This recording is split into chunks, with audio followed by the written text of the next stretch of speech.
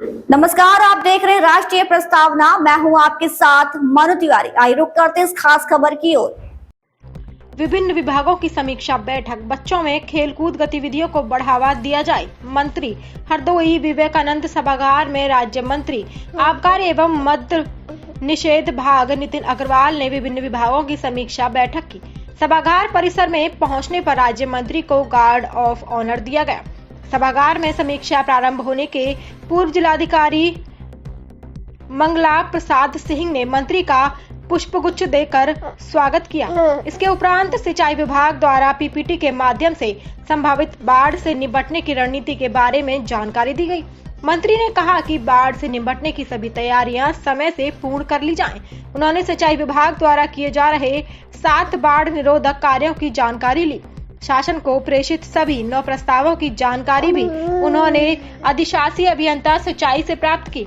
उन्होंने कहा कि नहरों की सफाई व नहर पटरी के निर्माण संबंधी कार्य समय से करा लिए जाएं।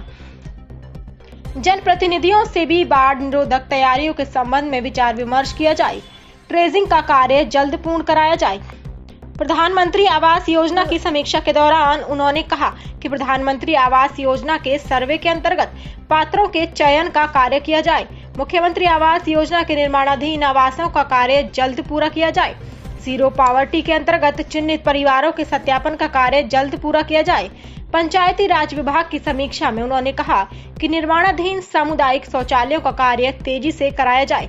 सड़क निर्माण की समीक्षा करते हुए उन्होंने कहा कि कार्य के दौरान समय व गुणवत्ता का पूरा ध्यान रखा जाए। चौड़ीकरण के कार्यों को तेजी से कराया जाए। नवनिर्माण के कार्यों को समय सीमा के अंतर्गत पूर्ण कराया जाए। सभी निर्माणाधीन सेतुओं निर्माण तेजी से कराया जाए। जल निगम की समीक्षा करते हुए उन्होंने दिया कि पूर्ण संतृप्तिकरण का कार्य तेजी से किया जाए। परियोजनाओं में समय सीमा का पूरा ध्यान रखा जाए। पाइपलाइन परियोजना पूर्ण होने के बाद क्षतिग्रस्त सड़कों का तत्काल पुनर्निर्माण कराया जाए। माननीय मंत्री ने जनपद में गौ संरक्षण की स्थिति पर संतुष्टि जताई। बेसिक शिक्षा विभाग की समीक्षा में उन्होंने कहा कि कायाकल्प के सभी बिंदुओं पर सभी विद्यालयों का संतृप्तिकरण सुनिश्चित किया जाए। शिक्षा का अधिकार अधिनियम के अंतर्गत अलाभित समूह के पात्र बच्चों को लाभान्वित किया जाए। सभी विद्यालयों को निपुण बनाने के लिए विशेष प्रयास किए जाए। बच्चों में खेलकूद गतिविधियों को बढ़ावा दिया जाए। प्रत्येक विधानसभा में 100 विद्यालयों को चिन्हित कर उन स्कूलों के खेल के मैदान का निर्माण कराया जाए, जिससे बच्चों का शारीरिक व मानसिक विकास हो सके।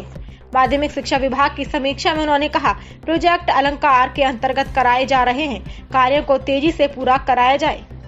मंत्री ने कहा ग्राम पंचायतों में की जाने वाली जांचों को एक निर्धारित समय सीमा में पूर्ण किया जाए। इस अवसर पर मुख्य विकास अधिकारी सौम्या गुरुरानी, मुख्य चिकित्सा अधिकारी रोहतास कुमार व सभी संबंधित अधिकारी उपस्थित रहे। ये क्या समीक्षा की गई, क्या निर्देश जारी किए गए? देखिए, सरकार की विभिन्न योजनाएं और अभी खास तौर से हम लोग का अभी फोकस मानसून आ रहे हैं।